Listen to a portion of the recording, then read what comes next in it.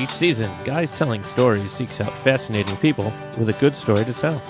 I'm Bill Easton. The man next to me is my co-host, Rich Douglas. We're a couple of guys who just love a good story. So join us on our quest to find fascinating people with a good story to tell. This is Guys Telling Stories. Welcome. Great to be here with you, Bill. Hi, Rich. What's going on? I'm excited about our guest today. Yeah, me too. International recording artist. International. Singer-songwriter. I thought I just played corner bars. Tom Sartori. No, man, he's traveling the world. He's cruising around. I can't keep up with where he is. He was just in town this past week for his birthday. Happy birthday, Tom. Cruising around. I like the way you said that. Oh, yeah, man. He travels the world singing and playing music. And, for the listeners who aren't familiar with him, he's from our hometown right here in Buffalo, New York. Mm-hmm. So I was wondering, Bill, you have a little history with him. You remember him back from your bartending days? Oh, yeah. We used to travel around, bar to bar. And when he was playing, it was always a very energetic and lively, fun atmosphere. So it was kind of a bonus if he was one of the bars we enjoyed going to. Yeah, because, it was just like a good time. Mm-hmm. He always brought in the crowds. Shots fly. This was back. This is a long time ago, but yeah. Well, he's since moved away. I think his home base now is down in Florida. But Tom's story is he grew up in a musical family, and his father was a bit of a musician. I want to ask him about that. And I think branching out, he did everything from playing the coffee houses and the local bars here to now he's been playing music in countless countries around the world. And did you know about the ESPN World Series of Poker story? Yeah, I heard. I heard about it, and I think it was actually in the Buffalo News back in the day too. I want to ask him about that. Yeah. So I'm hoping to hear all about his life as a musician, and how he found a way to make music his lifelong career. That's pretty cool. I couldn't do that. And this is a little road trip one for us. We're gonna do it live. Yes, we're going to Lockhouse Distillery downtown in the Cobblestone District. And they're celebrating a little bit of an anniversary, too, so congratulations to them. And thanks for having us, and looking forward to some of the drinks, too. Oh, that'll be fun. Well, let's pack this stuff up and go meet Tom. All right, Tom, welcome to the show. Hello. Thanks for having me. We're excited to be here, man. We're doing another live one, and this is our hometown, but you're back in town, too, so welcome. Thank you. It's a little nostalgic here for me, back in the day. Yeah, you guys have a little bit of history, right? Oh, yeah. I've seen this guy all over Western New York back in the day. We're going to leave those stories right there. Well, for people who are tuning in and want to maybe learn a little bit more about you, where's the best place for them to go to find out about you, your music, everything you have going on? Well, TomSartori.com is the easiest. And I actually started a couple other websites, FloridaPartyBands.com. I've got about 50 of them. I won't list them all now. I'll leave just those two. Yeah, head to Tom Sartori, and then I'm sure that'll take you where you need to be, right? Correct. I first saw some of your videos more recently because Facebook, with their algorithm, just started showing me you cruising around the world playing music. Cool. To all these people on Disney vacations, or maybe they're down in Florida with their families, or just having a good time it was some sort of country party I saw. Yeah. But I was wondering if you could take us back, even before you were born. Your father was a musician too, right? Yeah, my dad started playing guitar and singing in bars when he was 12 years old. And he still plays and sings a little bit on the couch these days. But yeah, so I picked it up from my dad, and I grew up in a very musical family. My uncle played accordion, my grandfather played a little organ, and when we had the family get-togethers, we'd have a hoedown going. Yeah, that's what I was wondering. Did Dad he go to school for music, or how did that work? No, he got a guitar. He got a Fender Stratocaster in 1963, I want to say, and he just taught himself, and he's amazing jazz guitar player. Any memories of him touring around the country like you, playing music? No, he always did it as a side gig. Mm-hmm. He played in a wedding band, and he worked a regular job. And he was working at the time. He was working for a company here in Buffalo called Ever Brothers, loading liquor on the trucks, and then he was in a wedding band on the weekends. So when I was young, I'd play the trumpet, and he would drag me along to his wedding gigs. I was probably 14 or 15 years old. I could barely play the trumpet, and he'd put me in a little tuxedo and sit me in the back of the stage and I would toot a couple notes. Oh yeah. And that was the beginning of my music career. Yeah. Playing weddings. Bill, that reminds me, he has a band come to his house every 4th of July, and there's this little boy that plays the steel drum. Might be 6, 7 years old, and he steals the show. That's right. It has nothing to do with how good he is. It's just that no one's going to yell at him. Well, but were you the star of the show then, when your dad would be like, "Oh, no. All right, the next guy coming out, he's got a trumpet." Oh, I was just terrible. I was just there for visual effect, I think. Oh, look at the cute little kid. Yeah, look playing at that trumpet. tux. He's so cute. Yeah, exactly. So what was life like growing up for you then? How did it all get started? I learned guitar from my dad, and then I took private lessons on guitar when I was about 12 years old. And basically growing up, I mean, any instrument I can get my hand on, I tried to figure out. So I taught myself the piano through high school, and taught myself how to play the drums and harmonica. Those are a lot different than a guitar too. Like those are very specific. Piano's different. Drums are obviously a lot different. I think once you know music theory, it's if you got some talent in your blood, you could pick it up. And I mean, me personally, I was just able to pick it up and figure it out. It was like natural. Cool. Still play luckily. those? You still play those today, or just? Yeah, I was actually just playing piano for Disney Cruise Lines over in Europe. I did 3.5 months through the Mediterranean and the Baltic, and a few weeks ago I was playing in Iceland and Norway, and I was playing piano. I was the pianist, and that's cool. Singing and playing piano. They don't have that that dirty piano player on our cruise. Yeah, he was odd. It's called Adult Daycare. Yes, and he would sing a song, and then he'd mix in his own little dirty words. And, not allowed on Disney. Not on Disney. No, not with the mouse involved. The mouse does not approve. Yeah, well, you know what? Bringing it back to you, life growing up. We were talking about your dad. Flash forward a little bit. Do you remember that first gig where you actually got paid, and maybe people besides friends and family showed up? You know what I'm saying? Yeah, I remember playing I got in a little high school rock band. We did some graduation parties. And that was my first real band. And then in college, I played a frat party, and I was hooked at that point. Nice. And then, I got into a few other bands, and then I ended up in a band out of Rochester called Nick and the Nice Guys. I don't know if you're familiar with them. I am. We started touring around the world with them, in my early 20s, and I was playing in Japan, and it was a corporate rock band. So we did a lot of huge events for companies like Apple or NFL properties. Like for the Super Bowl, we did 4 Super Bowls where they have all the celebrity parties, and we would be the band that would go there and entertain them. So that was quite a cool gig. I think they're still around. Mm-hmm. They've probably been around for 30 years, just rotating players. But you think Nick's still there? There's never been a Nick. I don't think. I don't think there's ever been a Nick. But I did that for about 4 or 5 years, and man, I was just I was hooked. I said, I got to find a way to make some money in this business because this is what I want to do. Yeah. So was that when you started doing some solo stuff? I broke off of that and started doing my solo thing here in Buffalo, and that's when we met. Yep. And then I went from playing little coffee houses to playing the biggest bars around Buffalo, and before you knew it, there was lines around the building for a while, and I did that for a long time. Yeah. And really got my chops here and built a nice fan base. Buffalo's been pretty good to me. One of the last bars that I ended up working at was Kahunaville, and a lot of them are our regular listeners, which is pretty cool. So this is going to be pretty special to them. Kahunaville was insane. I'll never forget when one of the managers tried getting me in there, and they're like, "Well, we don't do live music here. This is not a live music. It's a chain around the country."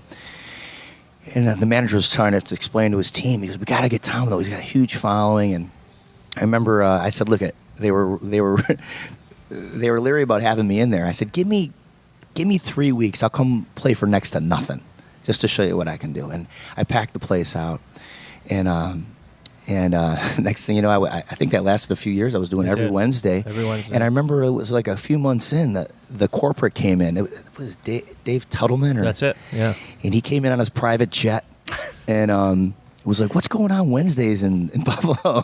And they started incorporating live music. He sat down and met with me, and they started incorporating it into all their Kahunavilles. And yeah, it was a pretty cool gig. Yeah. What do you remember, Bill, about that time? Well, we couldn't drink while we were working. So right. Of course you couldn't. I must have just been overworked, which is why I don't remember a whole lot from those Wednesdays. We definitely weren't running up to the DJ booth. No, of course to take not. breaks, which is Or also just make requests. Where I ended up in the second half of of his tenure at Coonaville. That was a lot of fun. It was you take this corporate restaurant with a game room and food and a kids menu, and at 6 o'clock at night you could start to see this whole building transform, and people would the stages on one side. They put up a huge stage. Yeah, in the bar. Like this is a huge. There's probably better places to put this stage, but like right in the bar, and people would start coming in 6:30 for this 8. I think it was 8 o'clock show, and they're just like, well, I want to be at the bar. I want to be because it's too hard to get drinks because there's 300-400 people that pack themselves in this place. Wow. And we started getting like all the professional athletes. The Buffalo Sabres would all come in. We had some of the Buffalo Bills come in, and Joe Macy was a regular there, my buddy, Baby Joe. So part of the reason that I would start following Tom around had literally nothing to do with Tom's music. Here we go. It had to do with the people that Tom brought. Give me for example. Do you mean the athletes and No. No, he knows exactly. Every what interview, I mean. this is how. I'm sorry. No, it's good. I mean, it was a good thing. I was young and handsome back then. You're still handsome, and Nah, I don't know about that. Yeah. Well, you guys are painting a picture for me for a time that I wasn't here to see all that. What do you think it was that helped you gain that momentum locally? I mean, I like to think it was my music, Right. but it was It's a very straightforward answer. I had this. One of the niches in my show, I'd bring some tambourines, and I would call out girls. And there was always a lot of attractive girls at the show, and I call up the prettiest girls on the stage, and they'd play tambourine. They'd take turns playing tambourine, and I would call them out by name, and they love. Everybody loves hearing their name on the microphone. And they would come back every week, and it just snowballed. It was like every beautiful girl within a 100-mile radius was at the shows. I was kind of half joking with what I said before, but the other part is exactly what he said. He figured out what was missing, and anyone could hire a band, and bands are a lot of fun, but bands are expensive. There's a lot of equipment, and there's a lot of setup time, and a lot can go wrong. The more people you have in a band, the more chances are someone's going to not have a good day, get sick, something breaks. Right. He had a little niche, and with a couple other guys that I knew one guy shows up. He has a guitar. He's got an amp. He has a speaker. Sings songs. Good looking. Has fun. And that's the key. Gets the crowd involved. He got the crowd involved. Involvement. That was key. And he had fun. Was getting people involved, and it was fun. A lot of fun. Still Well, is. you mentioned meeting quite a few different people from different walks of life. Was there ever a Mrs. Sartori running around? Any little Toms running around? No. None of that. So, ladies, he's available. I am. Well, yeah. As of last night, I think I may be. I'm not sure. Oh, all right. Yeah, but I've been. It's life on the road, and I do a lot of traveling. It's not that you can't have a successful relationship. It's you just need a certain kind of person that enjoys that kind of lifestyle, who wants to join along with you. Well, I want to ask you about when you finally decided to, leave your hometown and maybe some of the places you went to, but we will get to that right after this short break. The good folks at Brew Bus Buffalo are proud to sponsor the podcasts. Bill, you know all about this. I do. I liked the way you said that. We are good folks. It's an all-inclusive VIP beer tasting experience located right here in Western New York. So, Bill, I always ask you, the owner of the company, what makes Brew Bus Buffalo a special experience? Well, Rich, like you said, it is a VIP experience. We have a professional driver and a tour guide on each tour. The driver will drop us off as close as possible. All the breweries and restaurants and everywhere else we go. Table is all set for everybody. Tour guide gets all the drinks. All you have to do is buy a ticket, get on the bus, and sit there and enjoy great tasting local beer. And this is a real bus. This thing's beautiful. Oh, yeah. It's all decked out inside, outside, and we've got a little special offer for our listeners. So if you want to see and experience Brew Bus Buffalo, our listeners get $5 off when you book through their website, brewbusbuffalo.com, just by using promo code BEER5. That's BEER, the number 5, to save $5 off your VIP brewery tour with Brew Bus Buffalo. And now, back to our interview with Tom. So you were in Buffalo, successful, doing well for yourself, and then you decided to test the waters outside of your hometown, like Vegas, Florida, California, and some other places. And you also got involved with ESPN's World Series of Poker. Yes, I did. How did that begin? How did you get involved with that? I was on the road with my band, and my bass player taught me how to play online poker. And I was terrible. I was horrible. Me too. And I have obsessive compulsive. And of course, I want to do the best. I want to be the best I can be at whatever I'm doing. So I read every poker book. And next thing you know, I get online and I win a tournament. Like they call them a satellite.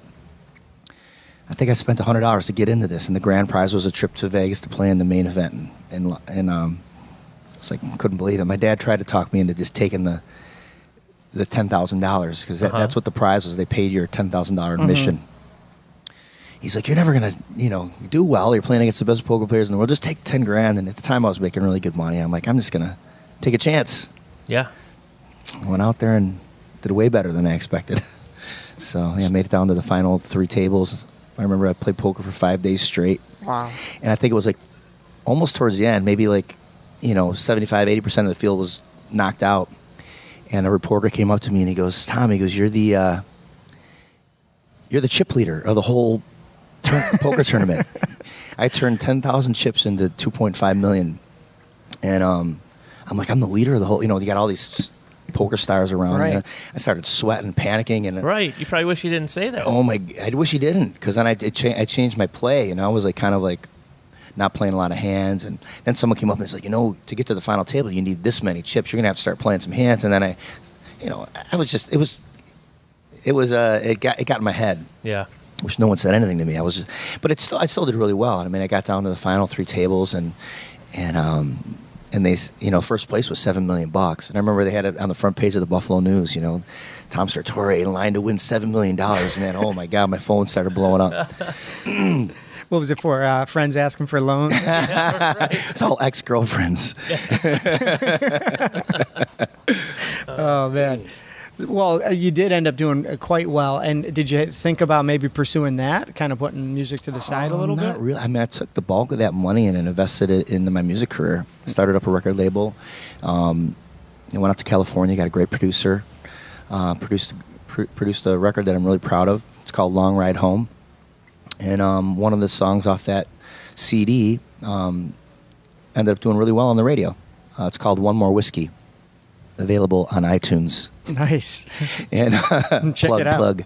And I used a lot of the money to promote that. And 30 radio stations across the country picked it up.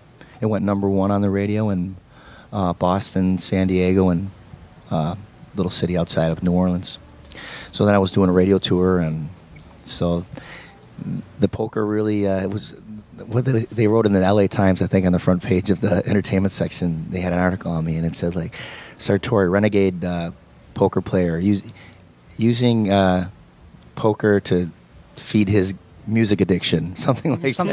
Something like that. It is an interesting part of your story where you have this year-long like kind of infatuation, obsession with poker, and then it ends up influencing your career for the next 5, 6, 10 years. I'm thinking of getting back into poker. I'm getting the itch again. Did you have you stopped like just altogether? Yeah, I mean it's a really time-consuming game, and you need to. You sit at a poker table all day staring at 9 guys and staring at cards. It's just like, I don't know, it's no kind of life for me. Right. Yeah. Right. There's a lot more people that play it now, too. Yeah, and I tried it the following year, and I think there was like, the year I was in it, there was 6,000 people, and I finished 26th. And the following year, I think there was like 8,000 or 9,000 people, and I made it like halfway through. Yeah. At that point, it's just a crapshoot. It's the odds are astronomical. I mean, you're going to run into a bad hand sooner or later. Quads over quads, or something you just can't get away from. Well, some of these guys, they only have poker, or maybe they go back to their regular job, engineer, accountant, but you got to take this and travel around the world. Yeah. Did I hear that there was at least one Playboy gig mixed in there? Yeah, there was. I mean, it's a legendary story just to go there. Can you tell us what was going on that day? How'd you get the gig? No. No, they signed a non-disclosure agreement. No, it was actually the Playboy Mansion was everything you would think it was. I got to do like an all original set, and Wow. and there was a lot of movie stars there, and lots of Playboy bunnies running around, and I got to go in the grotto, and it was a night to remember. It really was something I'll never forget. Was the big guy there in his robe He and was the there. slippers? I didn't get to meet him, but he was there. Yeah. Yeah. Is that true? He just walks around in a robe and slippers? You said it's exactly how I picture it. So I'm picturing him in a robe, slippers, Yeah. 3 blondes on one side, maybe 3 blondes on the other. But Yeah, it was Free brick oven pizza? my own fantasies. Yeah. I know you're picturing it. So Well, before the break, I asked you about deciding to finally leave your hometown, and that's a big deal. I mean, it sounds like you had a lot of momentum going with everything from poker to the CD and the songs doing really, really well. Yeah.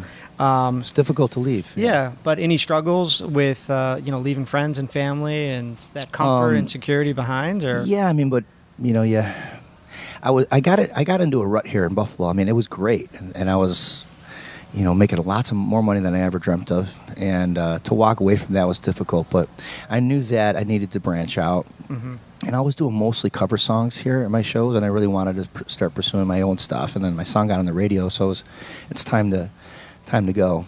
And I started working down in Florida quite a bit and building some cities down there. And I said, this is a great place to camp out. There's so many great cities in Florida. I could have kind of a home base, Central Florida, and branch out to, maybe like a dozen different cities.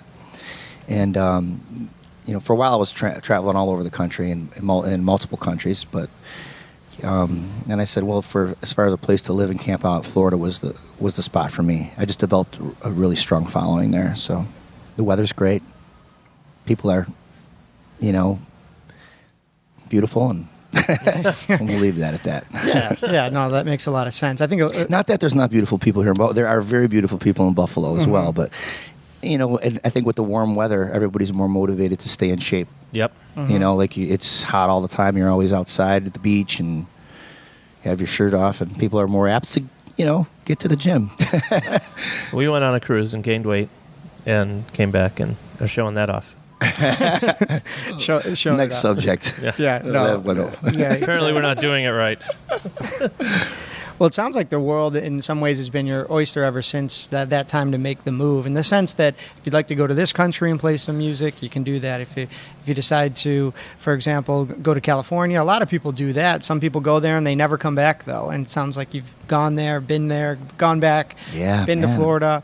Yeah, in California. I was on a TV show for a while out there, and I had a manager there, and it was a show on NBC called The Singing Bee. I'm not sure if you're familiar with that. I remember that. How'd you get involved with a TV show like that? That was actually, it's funny. It was we were talking about the poker thing. I was actually flying out. It was the following year or the year after. I was flying out to play poker. I was at the airport, and I got a phone call while I was at the airport from a girl I used to play in a band with, and she's like, "We're recording this show. It's a big NBC show.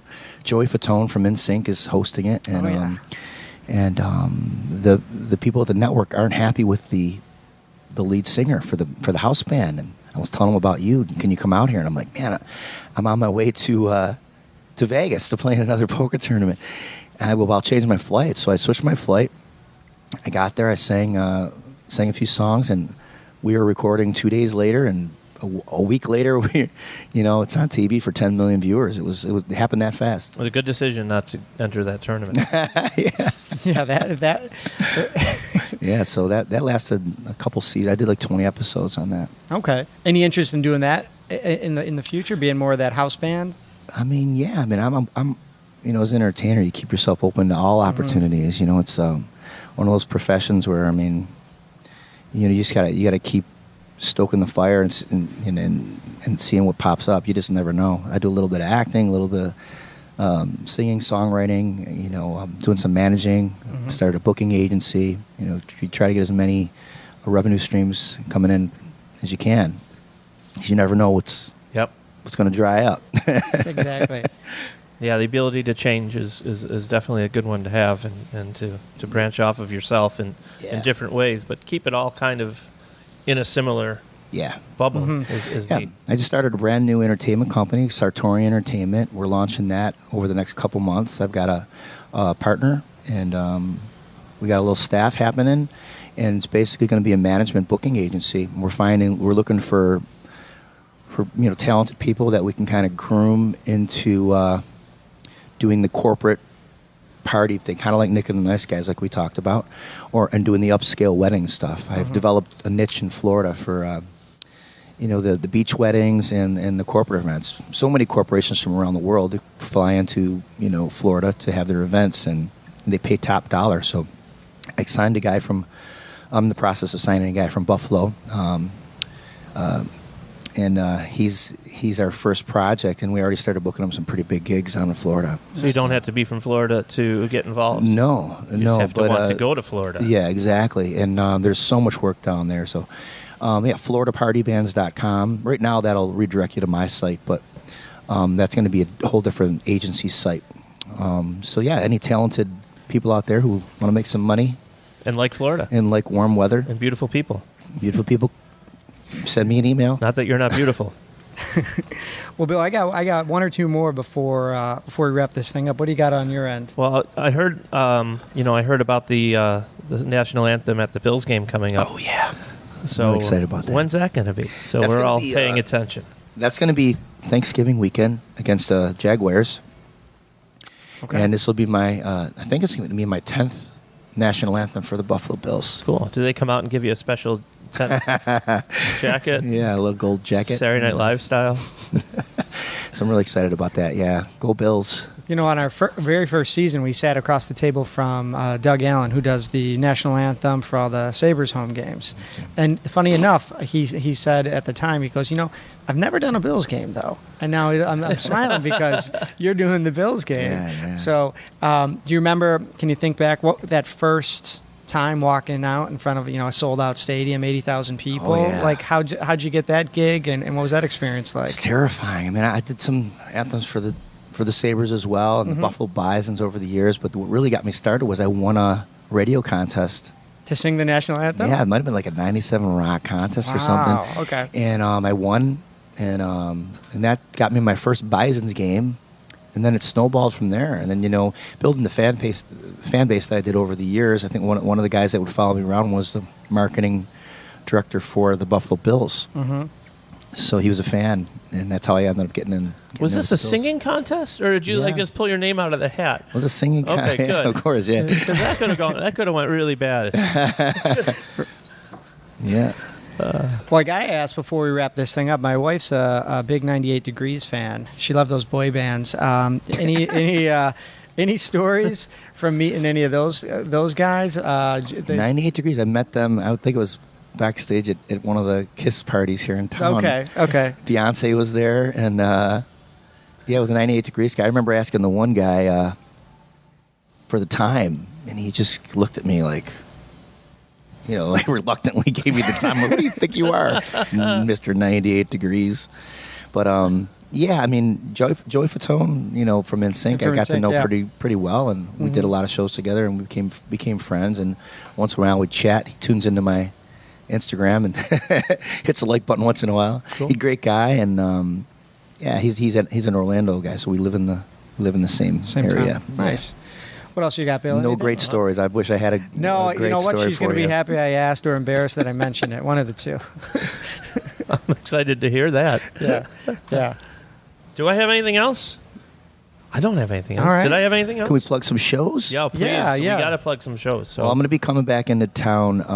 This is going to air, right at the end of October. So you're going to be around, a little before Halloween. I will be here in November because I'm coming back for the anthem. I'm going to book some shows that week, but all my tour calendar is on bands in town. But you just go to tomsartori.com. It'll have all my show dates. Right now they're tentative, so I don't want to say anything specific.